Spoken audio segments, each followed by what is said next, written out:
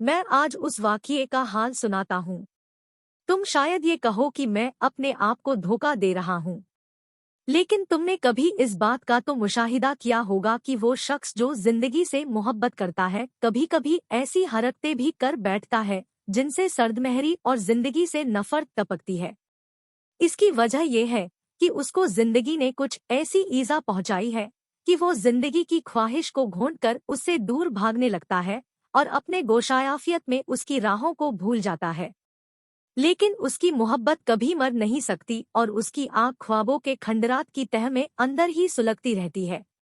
चूंकि ख्वाबों की दुनिया में रहने की वजह से वो जिंदगी से बेभरा हो जाता है, इसलिए अपनी मंजिल मकसूद के करीब पहुंचकर वो खुशी और कुरूर से इस कदर भर जाता है कि अपनी सब तदबीरों को खुद ही उल्टा कर देता है और इस ख्याल में कि अब तो माहसल मिल गया, वो अपनी महबूबा को बजाय खुश करने के मुतनफिर कर देता है।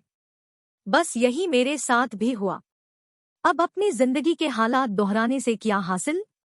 ताहम तुम्हें मेरी जिंदगी का वो लाजवाब और सोगवार जमाना तो याद होगा जब मुझे उससे मोहब्बत थी। मुझे तुम्हारी मोहब्बत भरी तसल्ली और शफ़ी खूब याद है, लेकिन इसके बावजूद भी मैं अपने किए को न मिटा सका। मैंने मोहब्बत का खून मोहब्बत से कर डाला और हालांकि मैं उस वक्त अपने को कातिल न समझता था, मगर अब मुझे अपने जुर्म का यकीन है। समाज इस कत्ल को जुर्म करार न देगा, क्योंकि समाज तो अखलाकी जुर्म पर सजा नहीं देता बल्कि समाजी जुर्म पर, नियत की बिना पर नहीं बल्कि सबूत पर। लेकिन अखलाकी जुर्म ही सबसे खराब है और मैं अपने को मोहब्बत और जिंदगी दोनों की निगाहों में मुजरिम पाता हूँ। मरते दम तक मैं इस मासूम जमीन पर गुनहगारों की तरह अपने हमनवाओं और रफीकों से मुंह छुपाता मारा मारा फिरूंगा। पर अफसोस कि मेरा जुर्म मोहब्बत के खिलाफ था और मुझे मुंह छुपाने को भी जगह नहीं। वो अब मर चुकी है, इसलिए मुझे हिम्मत हुई कि ये दास्तान कह सुनाऊं। ये तो तुम जानते ही हो कि इसकी शुरुआत किस तरह हुई। मैं उससे दिलोजान से मोहब्बत करता था। उसकी बदौलत वो खजाना मेरे हाथ लग गया था जिसकी तमन्ना सारे जहान को थी। जहां भी वो जाती, चाहे खरीदारी करने या अपनी सहेलियों से मिलने, वो मुझको साथ ले जाती और मैं एक रफीक कुत्ते की तरह उसके साथ साथ रहता। भाई मैं अपने गोविंदा को भी साथ लाई हूँ, वो दूर ही से चिल्ला कर कहती और मैं खुशी से फूला न समाता। मेरी मोहब्बत रेगिस्तानों से ज्यादा वसी और समंदरों से ज्यादा गहरी थी। लेकिन मुझको ऐसा मालूम होता कि उसकी मोहब्बत मेरी मोहब्बत से मिलकर एक आलम बन गई है, जिसमें सितारे भी हैं और दुनियाएं भी। मैं उसी तरह उससे बरसों मोहब्बत करता रहा और बरसों उम्मीदोयास की मौजें मुझे थपेड़े मारती रही। जब मैं सोने लेटता तो उसकी सूरत मेरी आंखों के सामने रक्स करती और जब सो जाता तो ख्वाबों में खुशनुमा पहाड़ और दरिया और लालाजार दिखाई देते। सुबह जब आँख खुलती तो एक सुरीला नगमा मेरे कानों में उसके हुस्न की मौसीकी अलापने लगता। मोहब्बत के ख्वाब में वो राहत थी कि मैं दुनिया से परहेज करने लगा। वो अकेली मेरी दुनिया थी और मेरी जन्नत, और लोग तो उस गुलाब को मसल देते थे जो मेरे दिल की गहराई में खिला हुआ था। अपने ख्वाब को सीने से लगाए मैं तन्हा फिरता और सिर्फ परिंदों और नर्म हवा से गुफ्तगू करता, क्योंकि वो मेरे कानों में हजारों मोहब्बत के पैगाम लाला के सुनाते थे। मेरे साथी शफक, चांद और सितारे थे जो आसमान पर इस तरह बिखर जाते जैसे उसके गालों पर सुर्खी। उसकी मौजूदगी मेरी हस्ती में इस तरह समा गई जैसे माँ के पेट में बच्चा अपने वजूद के एहसास से उसको भर देता है। सूरज की गर्मी मेरी मोहब्बत के सामने हिच थी। खुदर्जी का ख्याल मेरे दिल में कभी न आया, क्योंकि मोहब्बत एक हसीन तकय्युल थी और जिन्स एक बदनुमा धब्बा। जो सच पूछो तो मोहब्बत ने मुझको नामर्द कर दिया था। वो भी अपने दिल में क्या कहती होगी। मैंने इस बात को कतई भुला दिया था कि वो औरत है। मैं एक अहमको की जन्नत में रहता था। इसमें शक नहीं कि वो दिलावेज थी, पर मौहूम और कैरहकी की भी। मोहब्बत तो रूह और जिस्म दोनों के एहसासात का संगम है। अगर इनमें से एक चीज भी कमोबेश हो जाएगी तो मोहब्बत या तो नफसानी ख्वाहिशात होके रह जाती है या एक शायर का नामुमकिन ख्वाब। मगर मैं अभी जवान था और हकीकत से बेभरा। एक मर्तबा जब मेरे बेहतरीन दोस्त ने मुझको सलाह दी कि उसको प्यार करो तो मैं बेआपे हो गया और चाटा रसीद किया। बरसों तक मैंने उससे बात भी न की। हमारा मिलाप उस वक्त हुआ जब एक रोज मैं रंजोलम से चूर शराब खाने में बैठा कधे भर भर कर पी रहा था और आंसुओं की लड़ी आंखों से जारी थी। अगली वफाओं के ख्याल से उसने आकर मेरे शाने पर हाथ रख दिया और हमारे दिल फिर मिल गए। हालांकि ये बात मुझे सही तौर पर कभी न मालूम हुई, लेकिन मुझे यकीन है कि वो मुझसे मोहब्बत करती थी। उसके दिल में मेरे लिए जगह थी, मगर मैंने खुद ही मोहब्बत का खात्मा मोहब्बत से कर दिया। मार्च की हसीन शाम थी। उसने नई नई साइकिल चलानी सीखी थी और अपनी सहेलियों के साथ घूमने जाती। एक रोज मुझसे कहा कि मेरे साथ चलो। ये कहकर उसने मुझको वो शरफ बख्शा जिसे मैं भूल नहीं सकता। तमाम दिन एक ख्वाब की सी हालत मुझ पे तारी रही। मैंने साइकिल साफ की, तेल डाला और बार बार जाके देखता कि कहीं हवा तो नहीं निकल गई। मैंने घड़ियां गिन गिन के काटी और फिर भी आध घंटा पहले ही निकल खड़ा हुआ। जब मैं उसके हॉस्टल पहुंचा तो बहुत सवेरा था। वक्त काटने को मैं मीलों मारा मारा फिरा, लेकिन वक्त काटे ही न कटता था। मैं लौट आता और फिर चला जाता।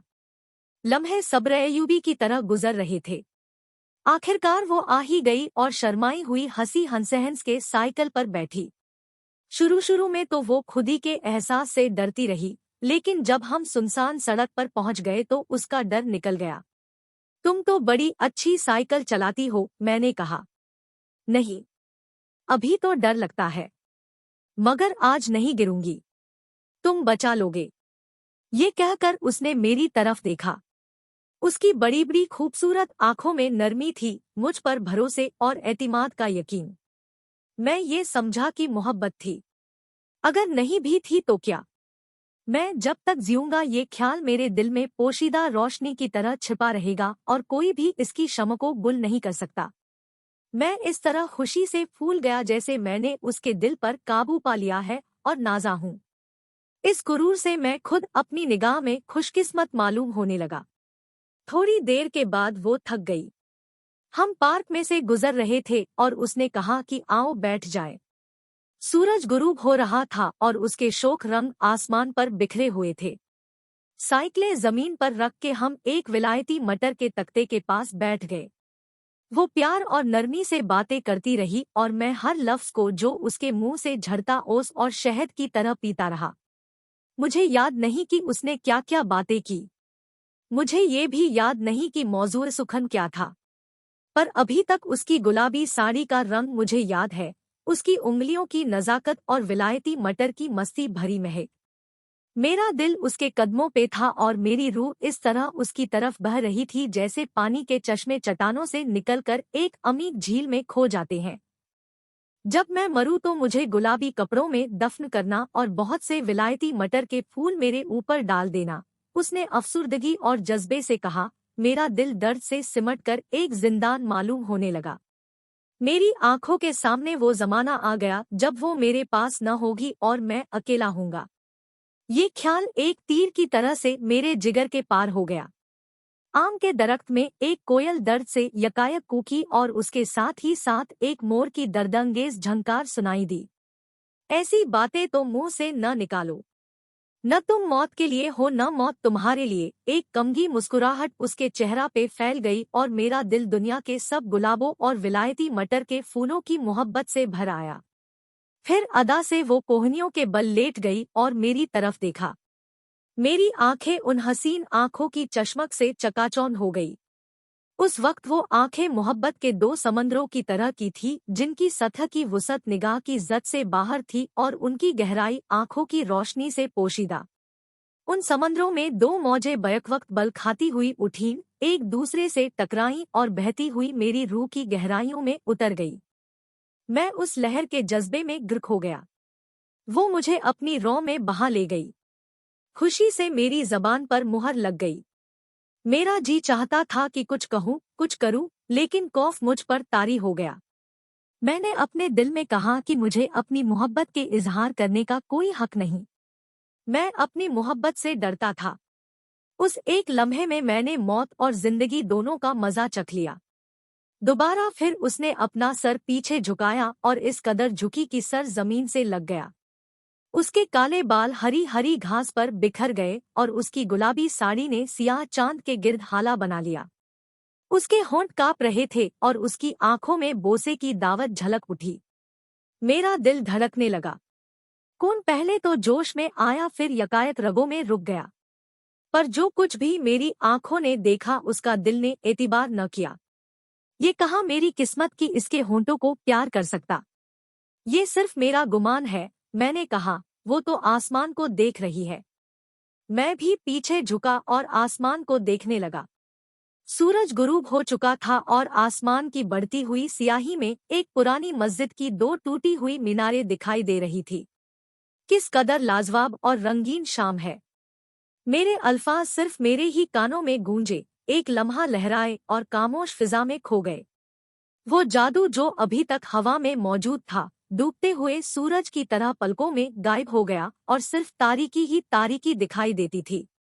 मेरे दिल पर एक कालिब ढक गया और खुशी की कैफियत अफसुर्दगी से बदल गई।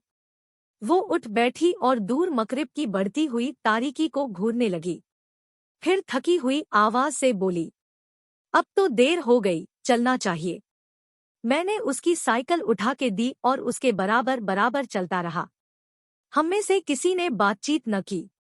वो थकी हुई और ख्याल में महव मालूम होती थी, लेकिन मैं अभी तक उसके करीब होने की खुशी में मस्त था और उसकी मोहब्बत पर नाजा। मुझको ये ख्याल न आया कि मैं उसकी मोहब्बत को ठुकरा रहा हूँ।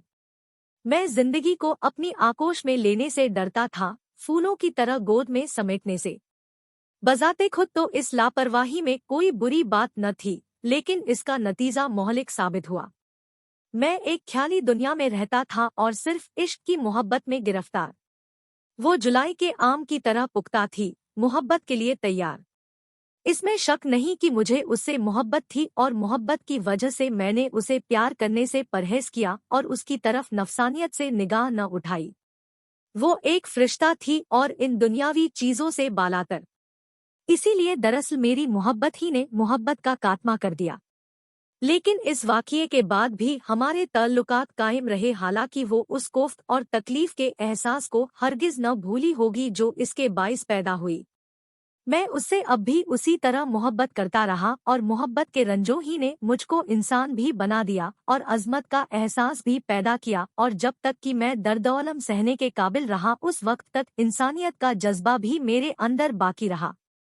बाद में जब मैंने जिंदगी की ख्वाहिश को घोंट डाला, जब मैं हकीकत से घबरा कर धोखे की उस दुनिया में रहने लगा जो सिर्फ मेरी जात से वाबस्ता थी, तो मैं माजूर भी हो गया और हुस्न के एहसास को भी भूल गया। रात को जब मैं सोने लेटा तो यकायक ख्याल आया कि वो नाराज हो गई है। न तो जुदा होते वक्त उसने अफसुर्दगी का इजहार किया था और न पलटकर मेरी तरफ देखा ही था। जैसे जैसे मैं शाम के वाक़ियात का ख्याल करता वैसे वैसे गम मुझे अपने पंजों में जकड़ता जाता था। बार बार मैं कहता, हाय मैंने क्या किया, और दिल ही दिल में उससे 1000 बार मुआफ़ी मांगता और अपना सर उसके कदमों पर रख के अपनी मोहब्बत का यकीन दिलाता। मेरी मोहब्बत गैरफानी थी और उसमें कोई कमी न हुई। हालांकि मैं जब आखिरी बार उसकी मौत से जरा पहले मिला तो वो बदल चुकी थी और मेरे जज्बात में तुगयानी न आई, लेकिन मेरे दिल की गहराई में इश्क की आग इस तरह सुलग रही थी जैसे सूरज की रोशनी। मैं उससे अपनी मोहब्बत में इश्क करता था जो अब तक फना नहीं हुई। अगले रोज उससे एक पार्टी में मुलाकात हुई। मेरा चेहरा जर्द था। मेरा दिल धड़क रहा था कि देखिए अब क्या होता है। वो बैठी एक तकिए से खेल रही थी, मगर उसने मेरी तरफ निगाह उठा के भी न देखा। मैं बैठ गया, लेकिन जी यही चाहता था कि तन्हाई में उससे अपने कसूर की मुआफ़ी मांगूं। सब हंस बोल रहे थे और वो भी खुश थी, मगर मेरे होंठों पर खामोशी की मुहर लग गई थी, क्योंकि उस वक्त मैं एक जिंदा इंसान न था। एक शख्स ने पूछा, खैरियत तो है? खामोश क्यों हो? कोई खास बात नहीं, और ये कहकर मैं फिर यास के समंदर में डूब गया। फिर सब गाने बजाने लगे। लीला ने मुझसे भी कहा कि गाओ, लेकिन उस वक्त मेरे दिल में उस बला का गम था कि मैं हरगिज न गा सकता था। ऐसा मालूम होता था कि सारी एशिया के पहाड़ मेरे अंदर समा गए हैं। जब लीला ने इसरार किया तो वो भी प्यार से बोली, आखिर गा क्यों नहीं देते? मैं नहीं गाऊंगा, मैंने कुछ इस तरह चिल्ला कर कहा कि यकायक सारे मजमे में खामोशी छा गई। मैं कहना तो कुछ और ही चाहता था, लेकिन न जाने मेरे मुंह से ये जुमला कैसे निकल गया। मेरा दिल उसकी मोहब्बत से लबरेज था और मैं उसको किसी तरह भी नाखुश न कर सकता था।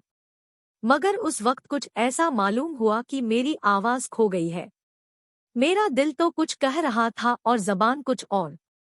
इसके बावजूद भी मुझको यकीन था कि वो हरगिज बुरा न मानेगी। मुझको यकीन था कि वो और मैं एक है और वो मेरे जज्बात और एहसास को महसूस कर लेती है। मैंने बात बनानी चाही और लीला से कहा, गया हो जब अपना ही जिवड़ा निकल, कहाँ की रुबाई कहाँ की गजल। इस पर एक साहिब ने जुमला कसा, अच्छा आप इश्क में मुब्तिला है। इसके बाद उसने मेरी तरफ मुड़ के भी न देखा और जब सब खाने के लिए बैठे तो उसने पहले ही से ऐलान किया, मेरी जगह ये है, और मुझसे बहुत दूर मेज के दूसरे सिरे पर बैठ गई। ये ऐलान सिर्फ मेरे लिए न था बल्कि सारे मजमे को बताने के लिए कि अब मुझसे कते तल्लुक हो गया है। इससे पेशतर वो मुझको भीड़ में से ढूंढ निकाल लेती थी और हमेशा मेरे ही पास बैठती। लेकिन अब तो दुनिया ही बदल चुकी थी। मेरा दम घुटने लगा, लोगों से वहशत होने लगी, मेरे पैर बोझल हो गए। मेरी निगाह दर्द से उसके चेहरे पर जम गई। मैं बेवकूफों की सी बातें कर रहा था और मेरा राज सबको मालूम हो गया। पर इश्क में न तो पिंदार बाकी रहता है न इज्जतो खुददारी। वो कुर्सी खींच कर बैठ गई और आंखें तश्तरी पर गड़ा ली। लेकिन इस बात का मुझे यकीन है कि वो मेरे जज्बात को महसूस कर रही थी। मेरी आंखों तले अंधेरा आ गया और मैं दीवानावार कमरे से भाग निकला। सब कुछ ऐसे मुतहैयर हुए कि किसी के मुंह से कोई लफ्ज न निकला। मगर जब मैं बरामदे की सीढ़ियों से उतर रहा था तो एक कहकहे की आवाज आई। रकाबत और जलन की लहर मेरे अंदर दौड़ गई। वो मजे कर रही थी। उसे मेरी क्या परवाह थी। उसे तो किसी और से मोहब्बत थी। ये ख्याल एक आरे की तरह मेरे जिस्म को काटता हुआ दिल के पार हो गया। मेरा दिमाग मुअत्तल हो चुका था, मेरी टांगे पारे की तरह बेकरार थी। सारी रात मैं मारा मारा फिरा, अपने बालों को नोचता और सीने पर घूंसे मारता। मैंने जोर जोर से अपने चुटकियां ली, लेकिन दर्द ने मेरे जिस्म को सुन्न कर दिया था और जिस्मानी तकलीफ का एहसास मिट चुका था।